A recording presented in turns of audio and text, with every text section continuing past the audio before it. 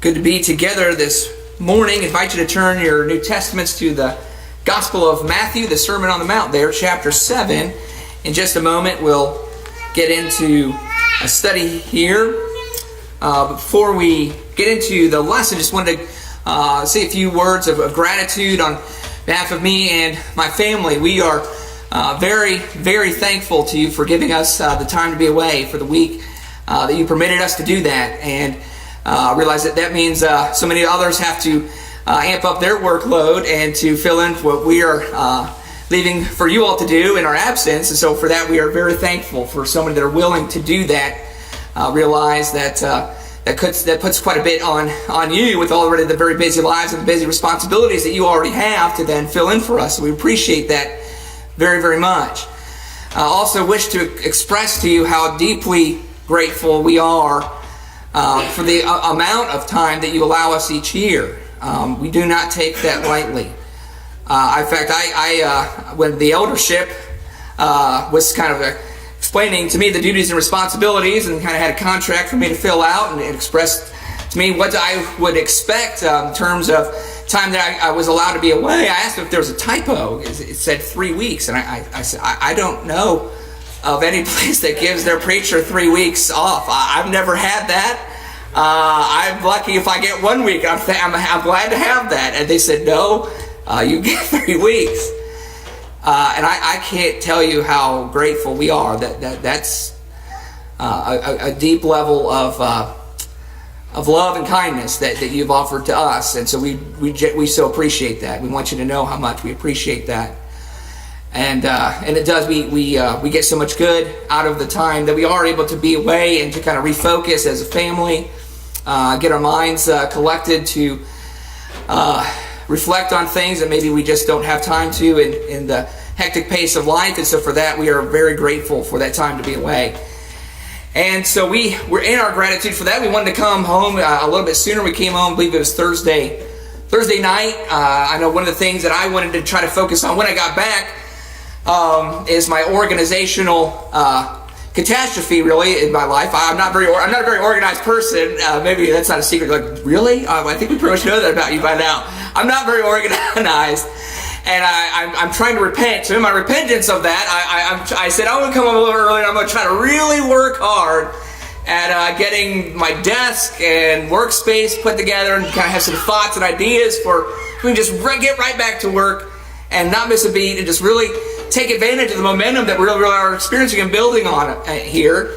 And so we had a really good day Friday, a really productive day, and then kind of the icing on the cake, got a knock at the door, and Nathan came by and handed us an invitation to the meeting. I said, I'll try to make it. We can be there. And there was a card. And I cannot express to you enough thankfulness, an outpouring of love for the kind words that you expressed in that card. If you're here and don't know what I'm talking about, there was a lovely card that the brethren signed and expressed their gratitude for the work that we're doing with you. And a very sizable financial gift was in that card. And thank you. We love you guys so much.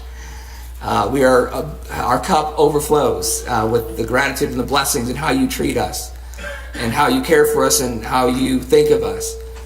And it is a blessing to be a part of a work that considers you as family. And that's how we consider you all, as our family. And we are very thankful to have you as our family. And you have helped us in so many ways. And we pray that we can continue to be productive together as we work towards the Lord. But thank you from the bottom of our hearts. We love you so very much, and very excited to get focused and get into the work together again, and take advantage of what God has given to us to use. We have started looking into the book of Colossians, and so we are intending to get back into that. We had some kind of introductory kind of level lessons. We focused a good deal on comparing the Old Testament, the Old Law, with the New Law. And I felt that was very needed because the basis of what Paul is dealing with in Colossae was based off of that. He praised the work of a man named Epaphras, who had done great work in establishing a congregation through his zeal of preaching the gospel. And Paul is reminding them of this. Like, remember the gospel, the way that you heard it, and how it totally changed your life and has totally set you free and has given you this living hope in Christ.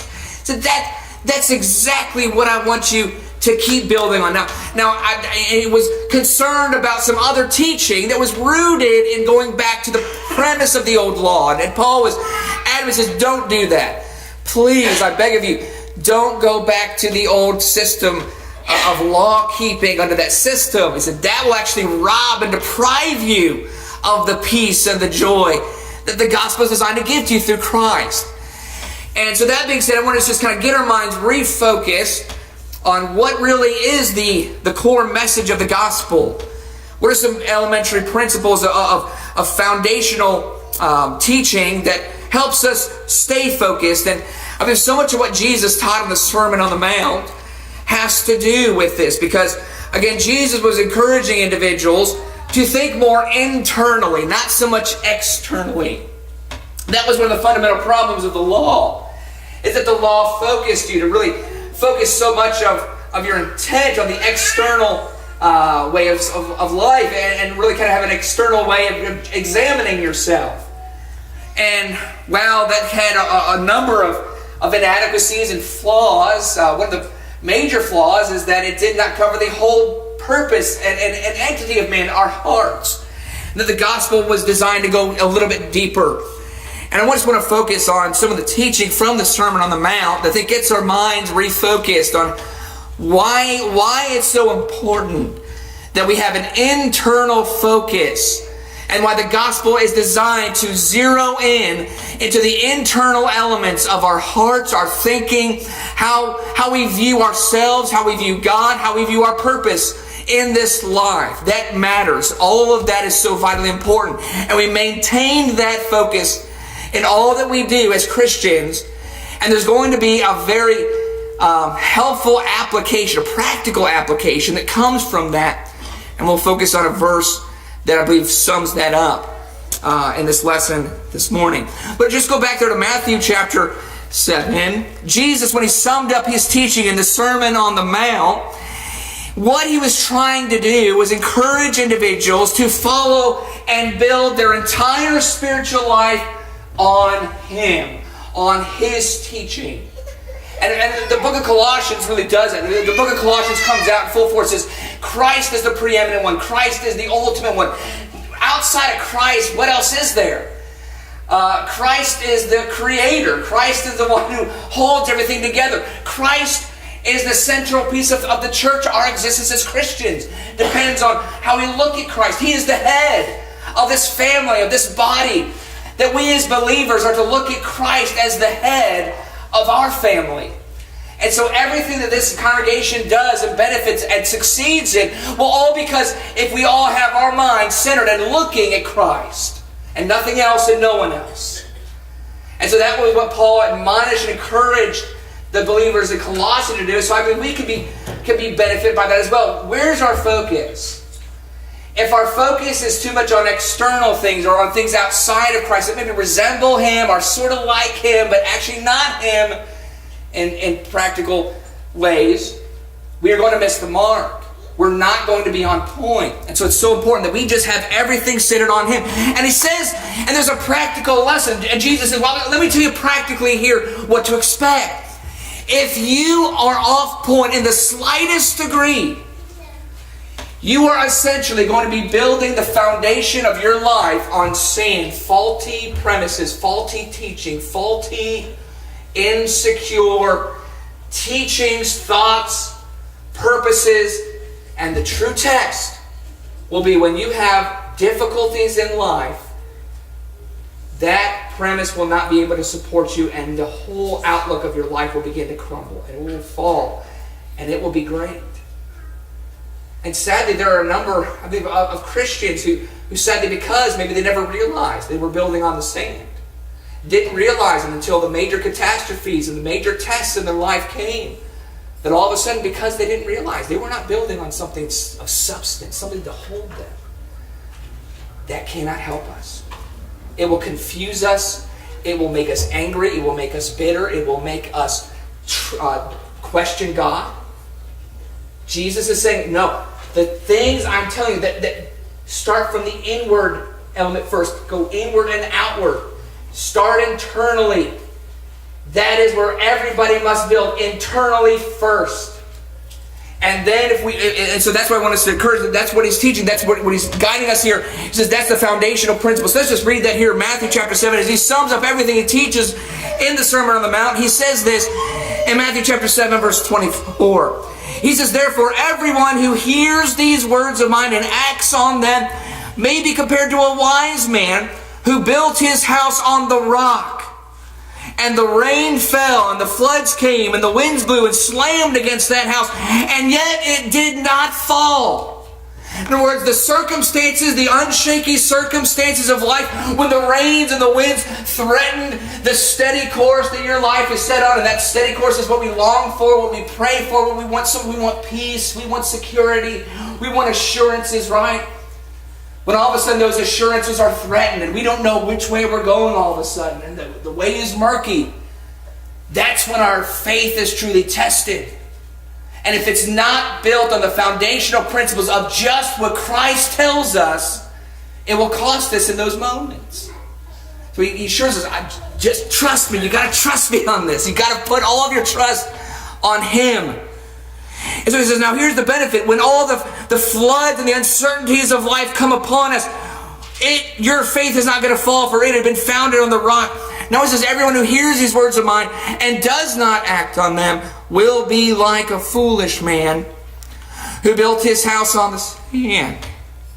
The rain fell and the floods came and the winds blew and slammed against that house and fell, and great was its fall. So what is this? What is this fundamental teaching? What is this foundational premise that Jesus really sums up all of his teaching and the Sermon on the Mount on that will benefit you and I, that we need to see? Well, I believe you can really sum up sand from rock with this way. Are you basing your actions, are you basing the direction of your life on what others see or on what God sees? Whereas there could be a major temptation for us to seek approval, to seek commendation from what others can visibly see about us.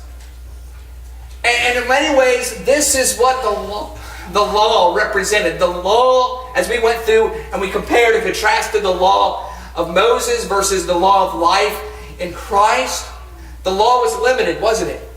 And Jesus shows the faulty limitations in the Sermon on the Mount. Remember, he says, well, you've been taught, don't kill anybody. Well, have you been taught about hatred? Have you been applying don't kill anybody with how you feel about your enemies? How about don't commit adultery? Have you been applying being faithfulness in your marriage to how you actually physically look at others around you? And how you feel about them in your heart? That was one of the major issues that he had a problem with. He said, now here's one of the problems, just going by this law, it doesn't go far enough. And when we go by an external system, an external set of measurements, we will only go so far, and we will base our entire livelihood, our entire makeup, our purpose, our direction, solely on making sure we are approved, that we have the commendation, we have the pat on the back who says, okay, in the eyes of the faithful among us, we say you're doing fine. Jesus was very concerned about this. And said, the question is, are you seeking the approval of those who are religiously approved in the eyes of others, who have the commendation that they've received from others, or are you simply kind of with blinders on saying, I realize there's so much to be offered, so much that I can gain from what others tell me, those who have experience, those who have wisdom, but am I seeking truly, at the end of the day, to say, God, what is it that you desire of me? What is it that you truly see? And am I seeking to gain your approval above anybody else's? And that's going to take principle. That's going to take courage. That's going to take faith. That takes real faith. Because we must realize that at times, even good-natured, even well-meaning individuals can only maybe go so far in what they think is appropriate, what they view is being approved.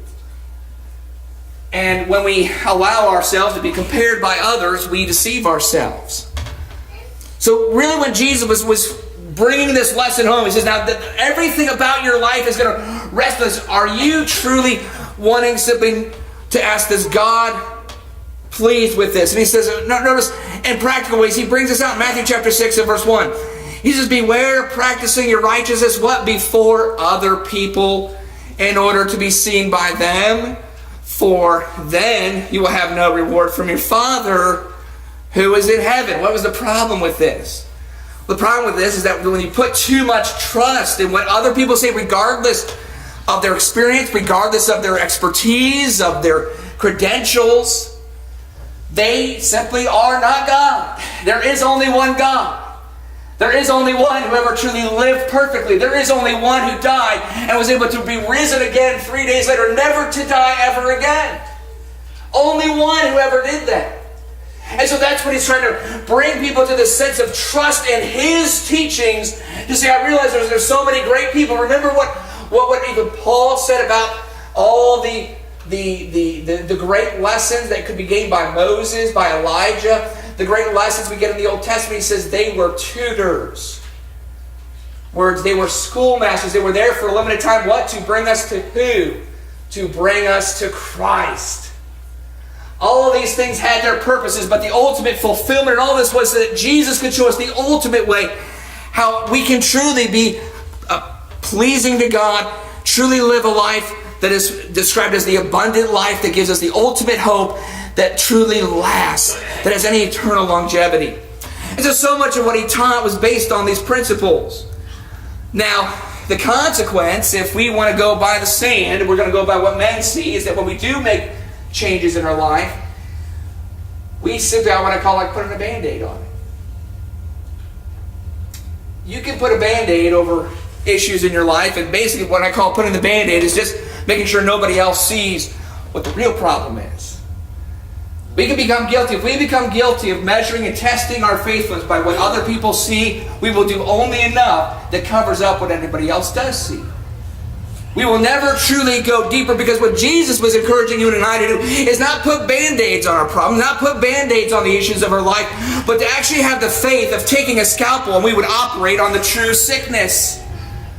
That takes faith, because it often requires that we go deeper than what anybody else sees.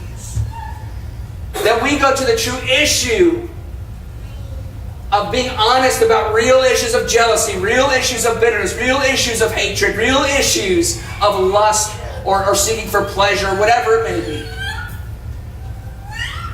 Because sometimes if we are just going to go by the measurement of making sure that nobody else will hassle us, nobody else will tell us we're wrong, nobody else will look at us with a questioning look anymore, it satisfies everybody else, that's about the extent we're going to do it. We will never truly go to the real source. And remember, this is what Jesus was teaching all along. We went through the Gospel of Mark. And remember what he said? Why was he opposed to washing the hands to guard from sinful things entering our system? Because that doesn't actually get to the root source. It doesn't touch the heart.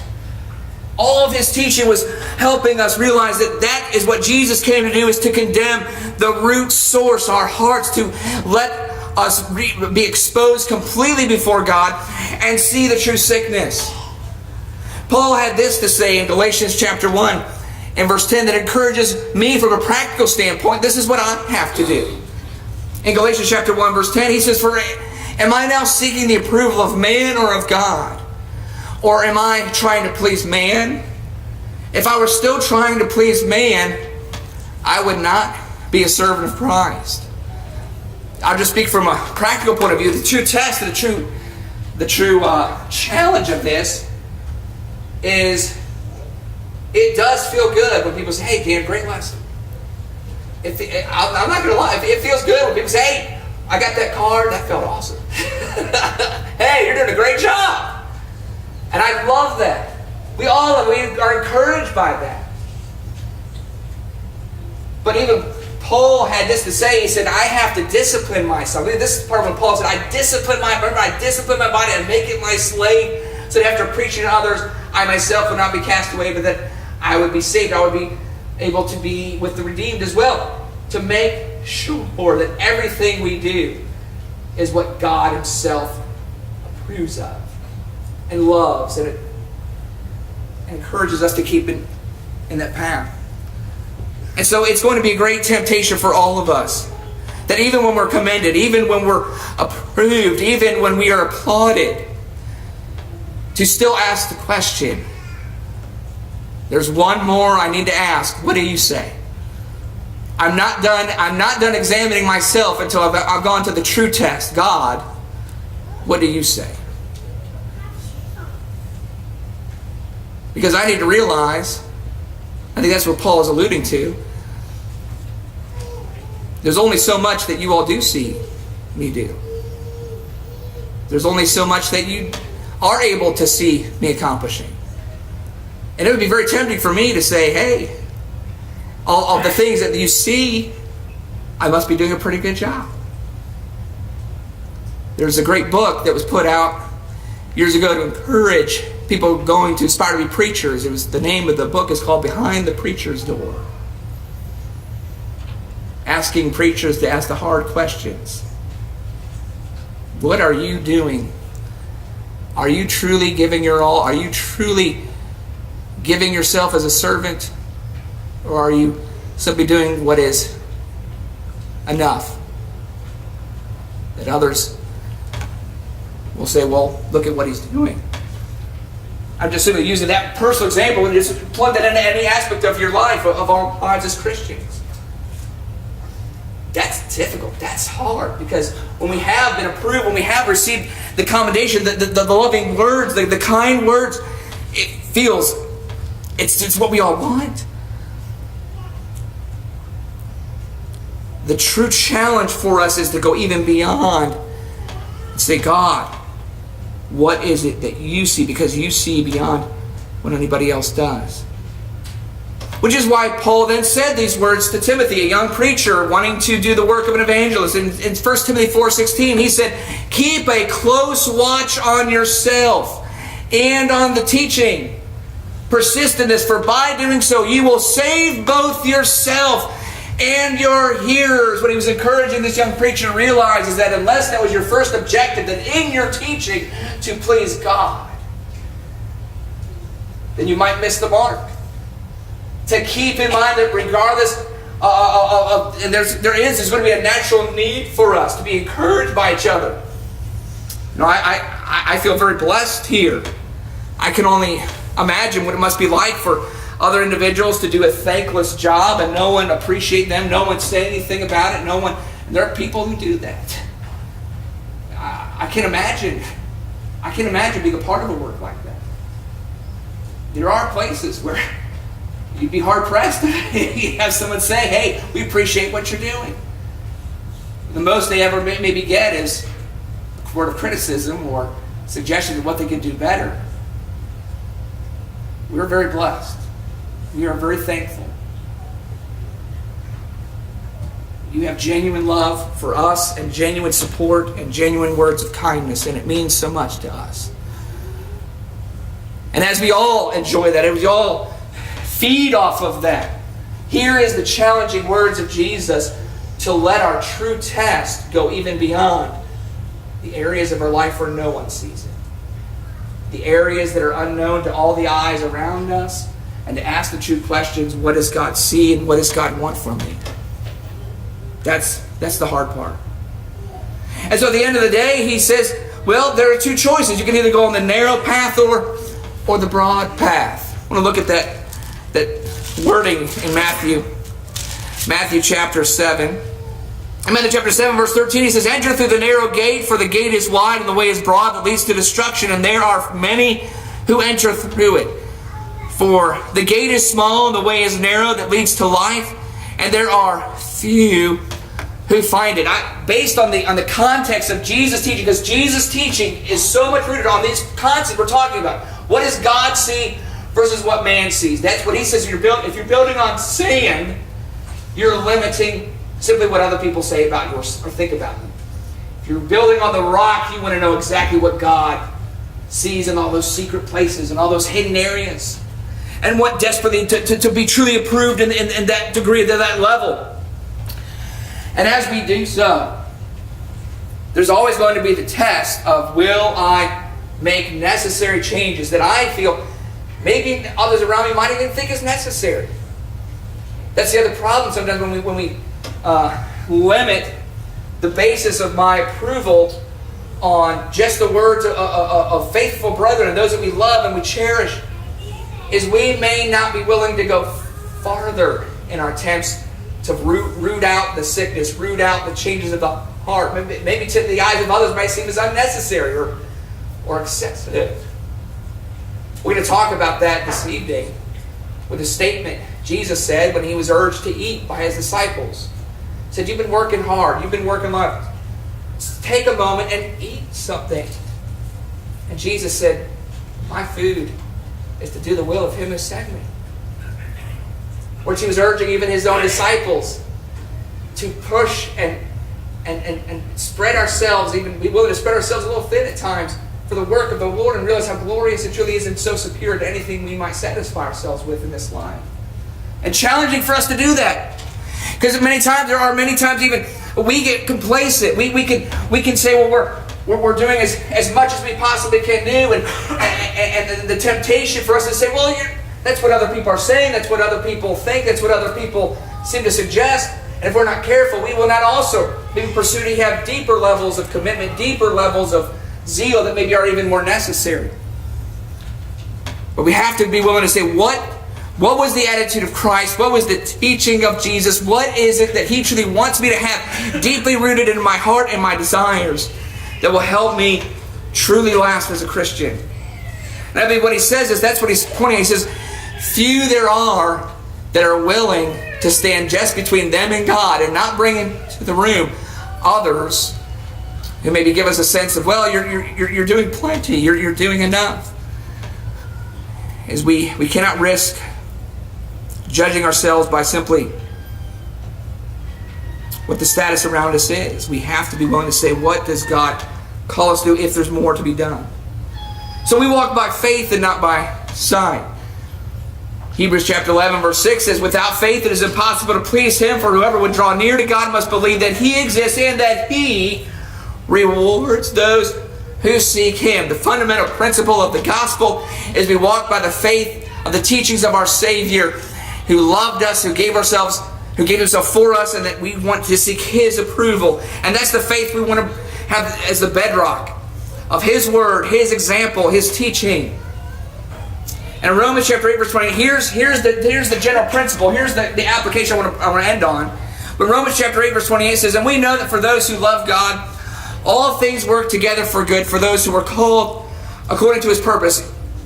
What I believe this verse actually sums up about this overall point we're trying to make is this. When you and I get into the habit of kind of closing the door and locking ourselves in there and just saying, I'm in this room, it's me and God. And I'm kind of turning off the noise and I'm turning off the sound of what anybody else says to you and I. And I'm getting used to that idea of just simply wanting God's approval, wanting God's help, wanting God's strength, wanting God's food, the bread of life. And developing this craving, this honesty of examining where I am in that and where I need to grow more in it. And the more I get into that habit of it's just me and God, and I'm trusting the things he provides me, and I get comfortable and confident, realizing the faith that I now have is solely rooted on the direction God has for me in my life. And I see the good, and I see how it prospers. The great application, the great practical way this benefits you and I is when you and I come to the crossroads, when we come to those dark places where there's a lot of uncertainty and a lot of uneasy ground, and we don't know what direction we should go. When you are building a life based on faith in God and his word, you and I have the ability to say things like this. And this helped me tremendously. There was a time in my life when I didn't know what decision I needed to make. There was a major decision I was forced to make, and I was struggling. I feel like, a lot of success or a lot of confidence or security lies in whichever decision I make, and I don't know which to do. And there was a helpful brother who point to this passage and say, Daniel, I want to tell you the benefit of a Christian who bases their life solely on faith, solely on trusting in God, how that benefits you and I. So you know what the benefit of that is? Daniel, he said, you are in the place where you can make one of two decisions. You don't know which one to make, but you know what this passage tells you? That if you make whatever decision you make, regardless of not knowing where it's going to lead you, you can have faith that God will be able to use that decision for His glory, for His purposes, if your whole intent in that decision is solely to please Him. Isn't that a wonderful blessing that when we are in positions of life, we don't know what to do? We're threatened, we're scared, we're frightened because we want desperately maybe to get out of whatever dark place we find ourselves in. And now we're at a crossroads and we can do one of two things and we don't know which to do. And then, I don't know about you, but me, when I get a situation like that, I'm burdened by it. I overthink it, and I just feel depressed. I feel in the dark about it because I want to have certainty that whatever I do is the right decision, right? I want to know what's the best thing to do. The blessing about that is when I'm walking in the dark by faith, I trust that God has the ability to work out things for us for His good purposes, even when we don't even realize maybe how it's going to turn out. And the only way we ever get to a place like that is we start sowing the seeds of what Jesus teaches in the Sermon on the Mount. Be willing to be of the few who are willing to go in that room with just you and God. And that's building trust, that's building confidence, that's building a relationship with Him that says you are fully dependent on His will, and you trust His will, and you're seeking to learn His will and do it the best you can possibly do it. And the benefit of that is when you come to crossroads, difficult decisions you'd have to make in life, that God has the ability to tell you and I, trust Him and not ourselves. And trust that God is able, for all those who love, now this is for all those who love God and all those who simply want His purposes to be carried out, God is able to, through whatever decision we make, work it for His glory. And I believe that's one of the major benefits that the gospel affords you and I. That's the peace that's beyond understanding, that we don't have to worry. We don't have to overthink things all the time. We don't have to sit there and question everything and get everything just right. We can have this ability to trust in God and the major issues of our life. And so we just want to kind of bring us back again to that final thought in Matthew chapter 7, verse 24, that everyone who hears these words of mine and does them will be like a wise man who built his house on the rock. The building on that rock, again, entails that we are trusting solely in the things and the teachings of God, and we are so dependent and so trusting in that when it comes to those reigns and those issues of life that threaten us, that we are simply trusting God who works all things out for good for those who love Him and desperately love His appearing and are simply wanting His will and His purposes to be seen in the work that we do. So we'll have, again, another lesson tonight that kind of builds off of that, about the statement Jesus made about His food, and encourage us that we would simply develop an appetite, a hungering and a thirsting for nothing more than the faith and the trust that God wants us to have through His Word. So let's get our hymn books out and be turning to the page. Let's select a hymn of encouragement and invite anyone who's never obeyed the gospel of Jesus Christ to at least consider this aspect, this blessing of obeying the gospel. I would have to say that it would be much more freeing and liberating to say you can live a life when you have various decisions to make and you're questioning which one is the right one to make. To be able to say, I have a relationship with God who loves me, who is able to work whatever I decide to do, to work out for the better of my development and my growth, because that's all I want. That's all I want to do is please God, serve God, honor God. To have the faith that I no longer have to worry and overanalyze everything I do, and realize that He is working things out for my good, for His purposes. And that is the life that you can live as a Christian. That's part of what it is. To die to the things of this world is to die to all the things that you put confidence in, that you put trust in, and put your trust completely on God through His Son Jesus. And die to the attachment of the things that bring sin in our life, to be baptized, be buried in water for forgiveness of those sins, and to rise up to walk now in newness of life, a new life that trusts Him, that is willing to just simply go to the places where we can shut the door, close out the world around us, and just listen to the words of God through Christ. And have that deep trust that I'm simply wanting Him to be glorified in my life. And He works things out in ways that we don't always see, we don't always know, but they work out for His good pleasure, for His purposes, for His glory. I would love for more individuals to be able to have that kind of peace. You can have that. If you've never obeyed the gospel, I encourage you to do that. Won't you come forward and confess your willingness to be trusting in God, to confess that Jesus is the Son of God, and be buried in baptism for forgiveness of sins. We encourage you to do that while we stand and sing this song of encouragement here together.